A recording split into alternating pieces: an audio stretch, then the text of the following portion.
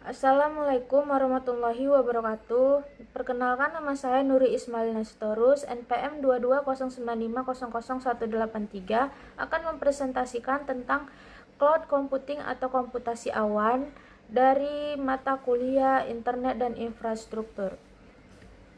Yang pertama, ada gambaran umum komputasi awan.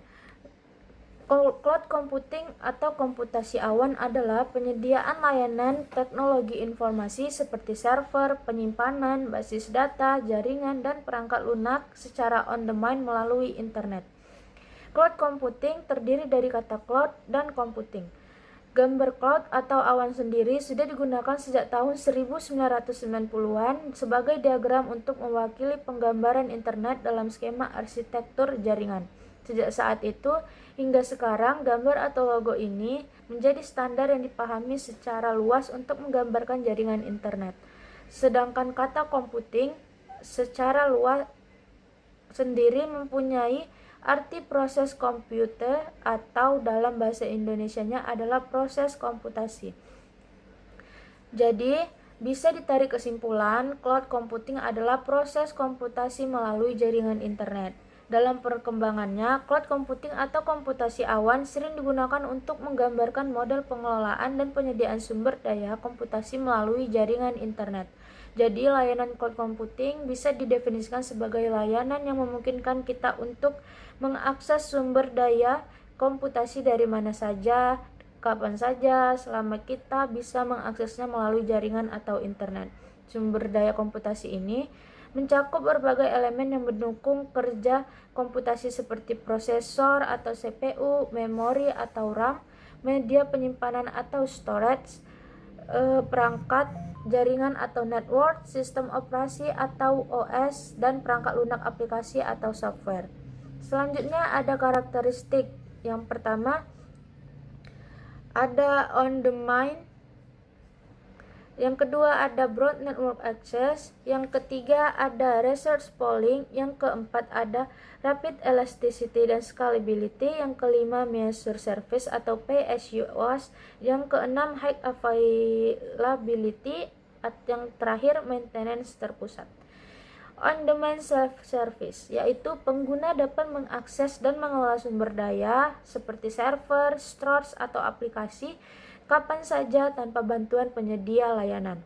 Yang kedua, broad network access.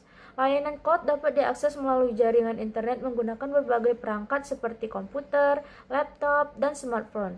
Yang ketiga, resource pooling. Sumber daya komputasi digabungkan dan digunakan bersama oleh banyak pengguna dengan sistem berbagi sesuai kebutuhan. Yang keempat, rapid elasticity dan scalability.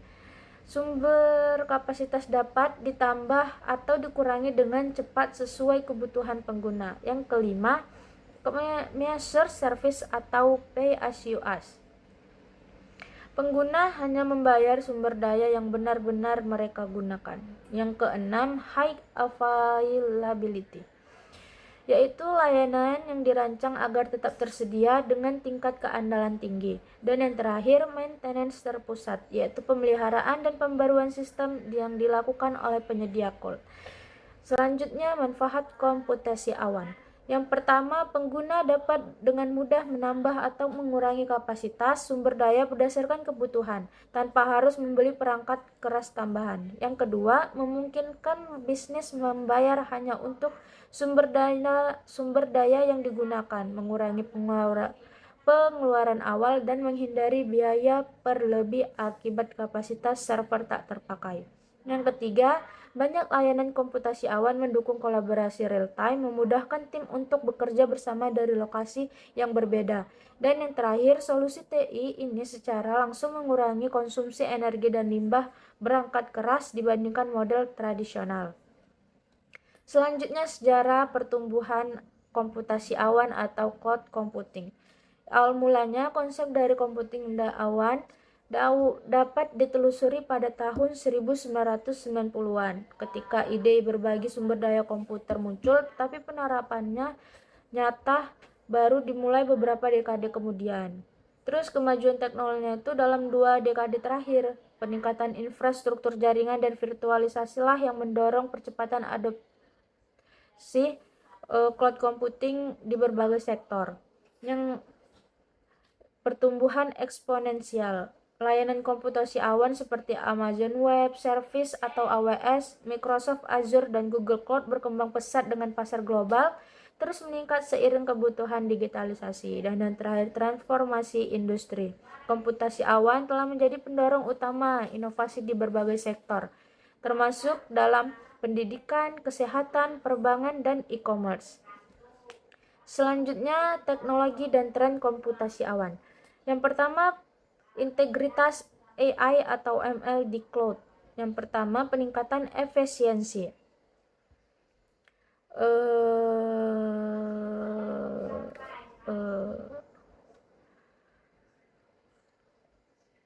Yang pertama, peningkatan efisiensi. Memanfaatkan kemampuan AI atau ML untuk mengotomasi proses dan meningkatkan produktivitas di lingkungan cloud. Yang kedua, analisis prediktif. Untuk meningkatkan algoritma pembelajaran mesin untuk menganalisis data dan memberikan wawasan prediktif yang lebih akurat. Dan yang ketiga, pengelolaan sumber daya yang cerdas. Mengoptimalkan alokasi sumber daya cloud dengan menggunakan algoritma AI untuk penghematan biaya dan pemanfaatan optimal. Selanjutnya ada model dan kerangka kerja penerapan komputasi awan. Yang pertama ada awan publik.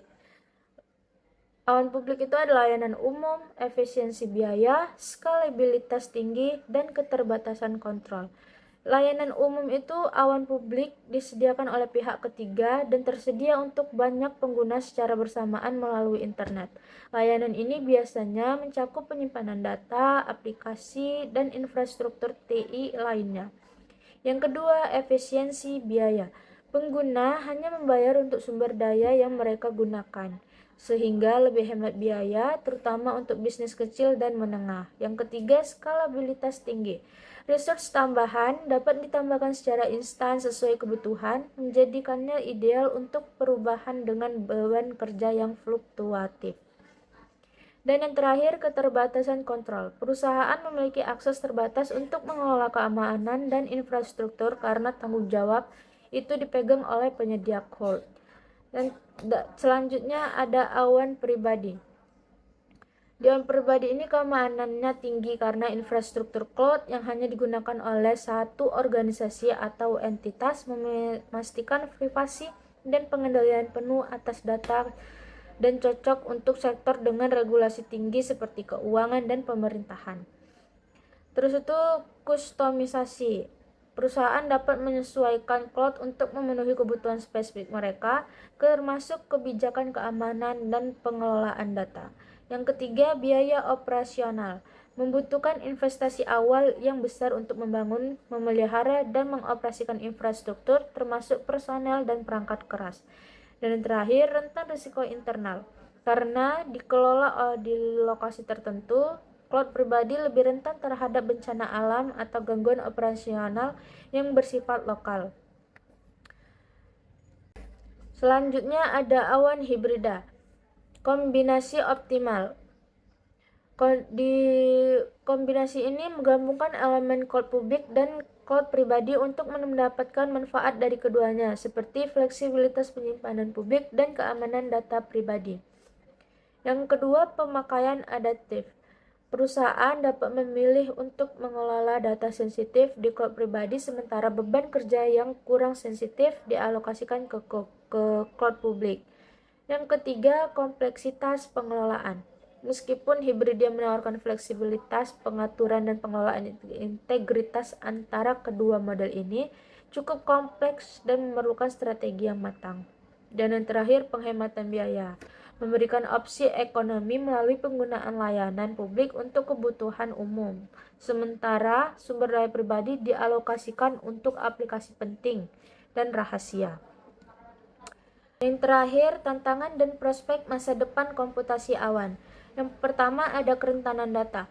Penyimpanan data secara online di cloud menghadirkan resiko tinggi terhadap akses yang tidak sah seperti peretasan dan pencurian data oleh pihak ketiga. Yang kedua, resiko siber. Serangan seperti malware, phishing, dan ransomware semakin berkembang, memanfaatkan celah keamanan di lingkungan cloud yang kompleks.